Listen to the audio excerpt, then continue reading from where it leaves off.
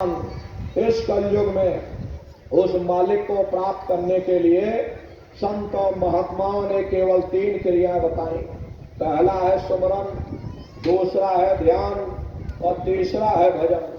सुमरन कहते हैं उस मालिक को याद करना, ध्यान कहते हैं दृष्टि को एकाग्र करना और भजन कहते हैं कान में उंगली डाल करके उस शब्द को सुनना, उस नाम को सुनना, उस आवाज को सुनना जो मालिक के घर से आवाज आ रही।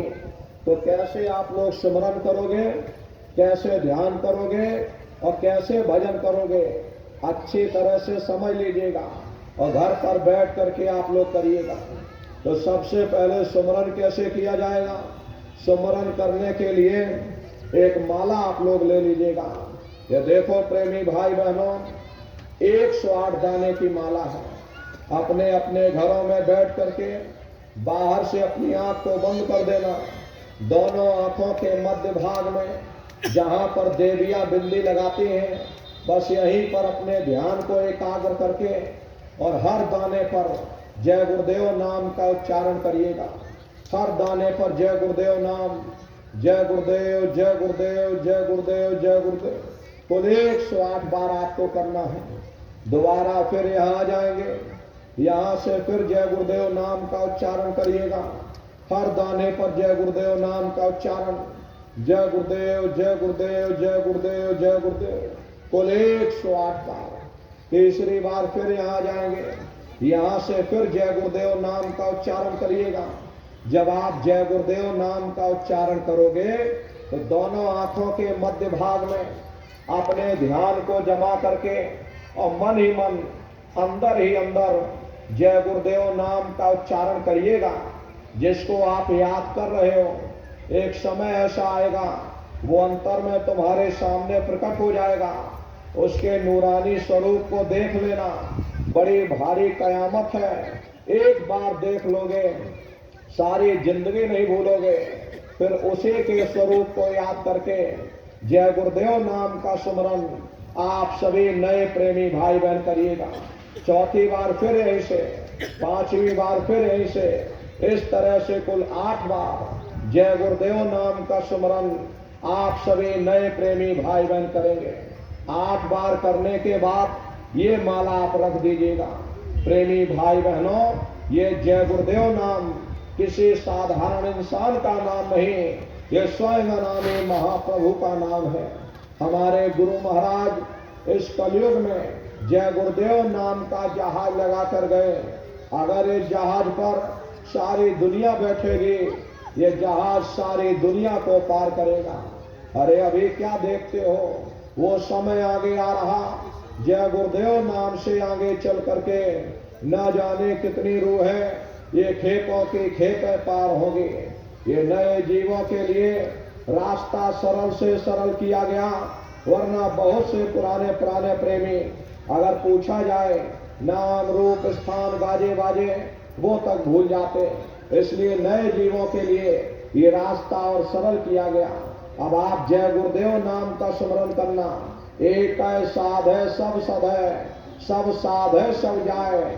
जो 2 नाव पर पैर रखते वो बीच मझधार में गोता खाते। इसलिए अपने गुरु की उंगली पकड़ लो। अरे गुरु तुम्हारा सच्चा रहबर, गुरु तुम्हारा सच्चा साथी है। जब मौत आएगी न रिश्ते नातेदार काम आएंगे, न कुटुंब परिवार वाले काम आएंगे। उस समय तुम्हारी कोई मदद करेगा, वह केवल तुम्हारा गुरु है। इसलिए प्रेमी भाई बहनों, जय गुरुदेव नाम का सुमरन आप सभी नए प्रेमी भाई बहन करिएगा। और सुमरन करने के बाद में फिर आप ध्यान पर बैठिएगा। दूसरा है ध्यान, और ध्यान कहते हैं दृष्टि को एकाग्र करना। कैसे आप लोग ध्यान करोगे, अच्छी तरह समझ लो। अपने अपने घरों में पलथी मार करके बैठ जाना और बाहर से अपनी आंखों को बंद कर देना और दोनों आंखों के मध्य भाग में जहां पर देवियां बिंदी लगाते हैं, पुरुष जहां टीका लगाते हैं, ये दोनों आंखों के मध्य भाग में दूर सामने अंतर में देखिएगा। सामने आपको अंधेरा दिखाई पड़ेगा। बस उसी अंधेरे में एक जगह अपनी दृष्टि को एकाग्र करिएगा। होशियारी यही रहे ये आंखों की पुतलियां हिलने न पाए। शुरुआती समय में ये आंखों की पुतलियां हिलेंगी, लेकिन जब आप अभ्यास करोगे, करत करत अभ्यास से जड़मत होत सुजान, जब अभ्यास करते रहोगे तो आंखों की पुतलियां हिलना बंद हो जाएंगी। तो दूर सामने अंधेरे में एक जगह अपनी दृष्टि को एकाग्र करिएगा, या उस अंधेरे को ही देखते रहना। किसी के बारे में सोचना नहीं, किसी के बारे में विचार मत करना, शरीर को बिल्कुल हिलाना डुलाना नहीं, बस शून्य होकर के सामने अंधेरे को देखते रहो। देखते देखते आपकी दृष्टि उस अंधेरे में टिक जाएगी, और जैसे ही आपकी दृष्टि अंधेरे में एकाग्र हुई तो सुई की नोक के बराबर काले में भी काला बिंदु, बड़ा चमकीला बिंदु होगा, चम चम चम चम चमकेगा, वो आपको अंतर में सामने दिखाई पड़ जाएगा। जब वो चमकदार बिंदु सामने दिखाई पड़ जाए तब आप अपनी दृष्टि को उस बिंदु पर एकाग्र कर देना। प्रेमी भाई बहनों, जब आप अपनी दृष्टि बिंदु पर एकाग्र कर दोगे तो बिंदु के चारों तरफ से बड़ा भारी प्रकाश निकलेगा, चक्र की तरह से बहुरंगी प्रकाश होगा। वो प्रकाश धीरे धीरे बड़ा होता चला जाएगा। साधक इतना मोहित हो जाता है कि उस बिंदु को तो छोड़ देता और दाएं बाएं प्रकाश को देखने में लग जाता। जब आप प्रकाश को देखने में लग जाओगे, क्योंकि प्रकाश उस बिंदु से निकल रहा और आपने बिंदु को छोड़ दिया, प्रकाश को देखने में लग गए, तो प्रकाश भी गायब हो जाएगा, बिंदु भी गायब हो जाएगा, फिर अंतर में अंधेरा छा जाएगा, फिर आपको उतनी मेहनत करनी पड़ेगी। इसलिए दाएं बाएं बिल्कुल मत देखना, आपका निशाना उस बिंदु पर टिका रहे जिसमें से वो प्रकाश निकल रहा। वही बिंदु दरवाजा है, वही बिंदु खिड़की है, उसी को हरि का द्वार कहा गया, वो हरिद्वार है। हरे प्रेमी भाई बहनों, बहुत विशाल दरवाजा, ये संसार कुछ नहीं, ऐसे लाखों संसार एक साथ इकट्ठे करके दरवाजे के अंदर डाल दिए जाए, पता तक नहीं चलेगा। इतना विशाल वो हरि का द्वार है। वो दरवाजा खुल जाएगा और आप दरवाजे के अंदर दाखिल हो जाओगे। बहुत बड़ा मैदान दिखाई पड़ेगा, उसी मैदान में खड़े हो जाओगे तो सबसे पहले आपको अपने सतगुरु के स्वरूप का दर्शन होगा। वो आपकी उंगली को पकड़ करके आगे का सफर तय करेंगे। लेकिन सतगुरु के स्वरूप का दर्शन जब होगा जब आप जय गुरुदेव नाम का सुमरन करोगे। अगर आपने सुमरन ना किया, आपने उनको याद ना किया, तो जब आप उनको याद ही नहीं करोगे तो भला वो आपको दर्शन क्यों देंगे।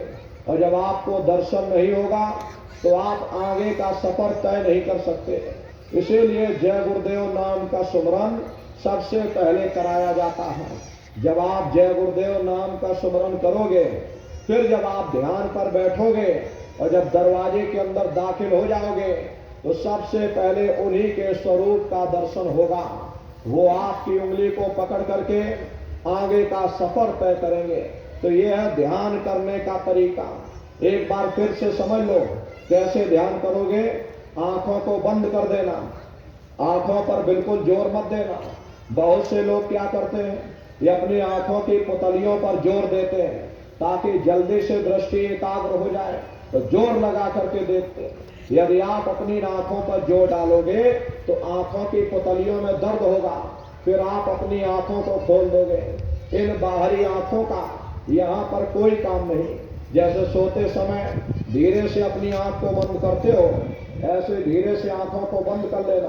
दोनों आंखों के मध्य भाग में दूर सामने देखिएगा, सामने आपको अंधेरा दिखाई पड़ेगा। बस उसी अंधेरे में एक जगह अपनी दृष्टि को एकाग्र करिएगा, या उस अंधेरे को ही देखते रहना। दृष्टि अपने आप एकाग्र हो जाएगी, और जैसे ही आपकी दृष्टि उस अंधेरे में एकाग्र होगी, वो चमकदार बिंदु चम चम चम चम चमकेगा, वो सामने दिखाई पड़ जाएगा। जब वो चमकदार बिंदु सामने दिखाई पड़ जाए तब आप अपनी दृष्टि को उस बिंदु पर एकाग्र कर देना। वही बिंदु दरवाजा है, वो दरवाजा खुल जाएगा, ये शिव नेत्र खुल जाएगा, ये दिव्य दृष्टि खुल जाएगी और आप दरवाजे के अंदर दाखिल हो जाओगे।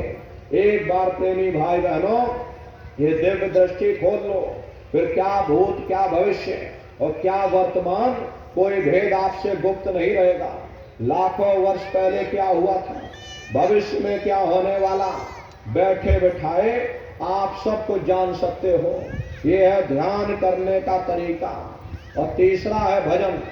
भजन कहते उस शब्द को सुनना, उस नाम को सुनना, उस आवाज को सुनना जो मालिक के घर से आवाज आ रही है। कैसे आप लोग भजन करोगे, अच्छी तरह से समझ लो।